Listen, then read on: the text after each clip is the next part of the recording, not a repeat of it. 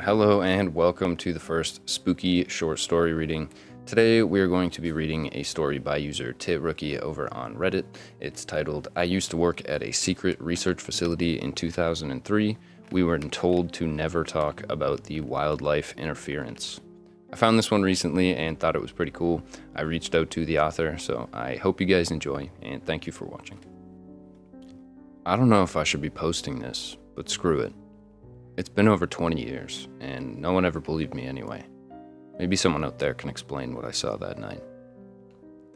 Back in 2003, I worked security at a government-funded research site. Not gonna say where, but let's just say it was out in the middle of nowhere, far enough that if something went wrong, no one would hear the screams. The facility was a fortress, barbed wire, keycard access everywhere, armed patrols at night. Most of the time, it was boring. Scientists came in, scientists left, and we were just there to make sure nobody messed with their work. But there was one project that always gave me the creeps.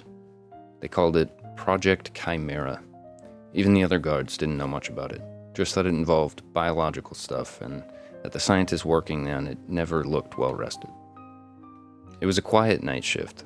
I was doing my usual rounds, walking the perimeter of the high security labs. My radio crackled. Containment breach in Lab 3, non-human interference. I remember thinking, what the hell does that mean? It wasn't unauthorized personnel. It wasn't security risk. It was non-human. I ran toward Lab 3, and when I got there, I saw two scientists standing outside looking absolutely terrified. Through the glass observation window, I saw it. A deer. A goddamn deer was standing inside the secured laboratory, right in the middle of all their high-tech equipment, its hooves tapping against the floor. It looked wrong. Not sick, not injured, just wrong. Its movements were jerky. Its breathing was too slow. Its eyes were milky white, and I swear to God, for a second, I thought it was looking directly at me. One of the scientists, Dr. Nakamura, I think, was practically hyperventilating. She kept muttering something like, It's interacting with the Matrix. This wasn't supposed to happen.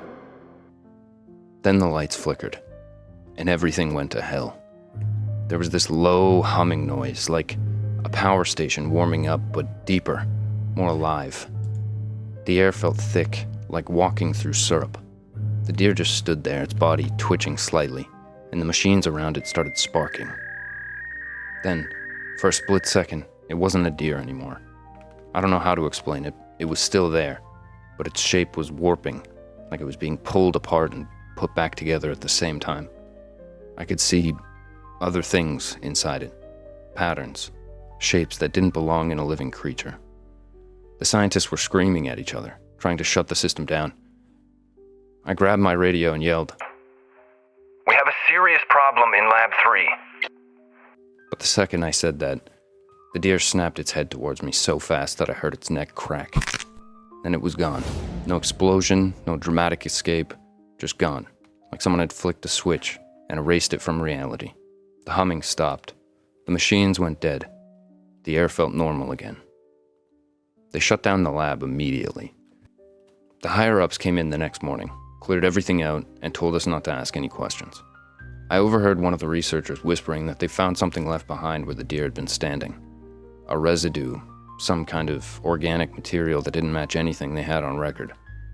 But no one ever explained what happened to the deer. They told us it was a security failure, that the deer had somehow wandered in through a ventilation shaft, which was bullshit because I had walked the perimeter for months, and there was no way a full-grown deer made it past all that security, let alone through a through a secured ventilation duct. This deer's just cramming itself into this fucking air vent. A few weeks later, Project Chimera was shut down completely. The lab was sealed off, and the lead researchers were reassigned or just disappeared. I put in my resignation not long after.